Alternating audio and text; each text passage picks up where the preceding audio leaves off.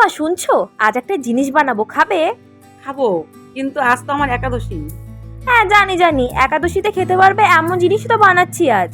তবে কি বানাচ্ছ? আজ বানাবো সাবুর রসমালাই। তবে দেখতে থাকো কিভাবে বানায়। প্রথমে হাফ লিটার দুধ ছেঁকনিতে ছেঁকে জাল দিয়ে নেব। দুধটা উতলে গেলে দুধের মধ্যে দিয়ে দেবো দুটো ছোট এলাচ। এলাচগুলোকে ফাটিয়ে দানা বার করে দিলে গন্ধটা বেশি ভালো আসে, জানো তো মা? তারপর এতে দিয়েছি সামান্য লবণ আর 200 গ্রাম চিনি। ও হ্যাঁ হ্যাঁ, এটা তো তুমিই আমাকে শিখিয়েছিলে। চিনিটা আমি আমার স্বাদ মতোই দিয়েছি, তবে কম বেশি দেওয়া যেতেই পারে। আর হ্যাঁ, তুমি যে 150 গ্রাম সাবু ভিজিয়ে রেখেছিলে না, ওটা দিয়েই কিন্তু আজ বানাচ্ছি। বানাও, কি আর করা যাবে। ভেজানো সাবুটাকে এখন জল ঝরিয়ে নিতে হবে। ফ্যানের তলায় শুকিয়ে নিলেও বেশি ভালো হয়, তবে আমি ছেঁকনিতে ছেঁকেই নিয়েছিলাম। এরপর একটা বাটির সাহায্যে এভাবে ডলে ডলে মেখে নেব।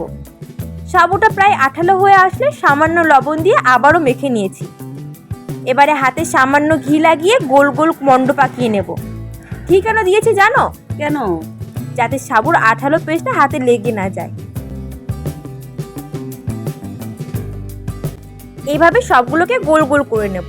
তুমি মিষ্টি খেতে পছন্দ করো তো, তাই জন্যই আজ আমি এই রসমালাইটা বানাচ্ছি। দেখো, এটা বানাতেও বেশি সময় লাগে না আর খেতেও খুব অপূর্ব হয়। একবার খেয়ে দেখো, তারপর তুমি আমাকে নিজেই বলবে বারবার করে খাওয়ানোর জন্য। তারপর এই দুধটা ফুটিয়ে রেখেছিলাম না, ওই দুধের মধ্যে কেশর আর 1 প্যাকেট পাউডার দুধ দিয়ে দিয়েছি। পাউডার দুধ দেওয়ার পরে খুন্তিটা একটু বেশি করে নাড়াচাড়া করতে হবে, নাহলে দুধটা আঠা পাকিয়ে যায়। এবার ওই সাবুর বলগুলোকে এক এক করে দুধের মধ্যে ছেড়ে দেব। এবার এটা ফুটে ঘন হয়ে আসা পর্যন্ত অপেক্ষা করব। আর ঘন ঘন নাড়তে থাকবো যাতে লেগে না যায়। তখন থেকে বসে বসে কি এত দেখছো? এসে একটু খুন্তিটা নাড়তে তো পারো, আমার হাত ব্যথা হয়ে যাচ্ছে যে। সর, তাহলে আমিই করছি। না থাক, আর লাগবে না, আমাদের রান্না রেডি। যাও এবার কালো প্লেটটা নিয়ে আসো তো। নে ধর, রান্না করতে গেলে একটা হেল্পার না হলে চলে না, বল? সে ঠিক আছে, দেখো কত সুন্দর লাগছে। বাই দ্য ওয়ে, আমি অপর্ণাস কিচেন ডায়েরি চ্যানেলে তোমাদের স্বাগত। এরপর ওপর থেকে পেস্ট আর কাঠবাদাম কুচি ছড়িয়ে দিলেই ব্যাস, সোনাই সোহাগা। এবার খেয়ে বলো তো কেমন হয়েছে।